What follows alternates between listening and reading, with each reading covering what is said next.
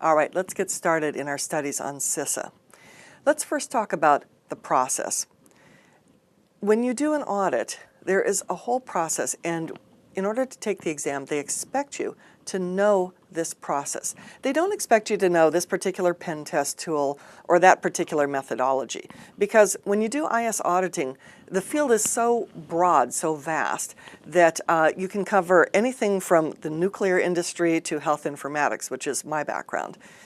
Instead, we're going to be focusing on the general process, which can apply to then any industry or any type of audit situation. Before we get going, I'd really like to share with you a couple of things to impress upon you the seriousness of cybersecurity.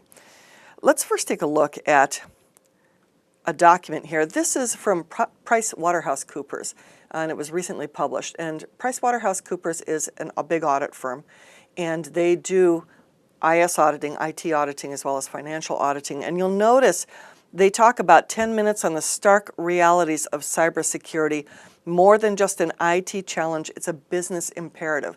And as we talk about certified IS auditor, we need to think not just as technologists, not just I'm looking for buffer overflows or I'm looking for open ports, but we need to look at a much broader sort of range here. We need to look at, are people doing what they're supposed to be doing? And do they even know what they're supposed to be doing?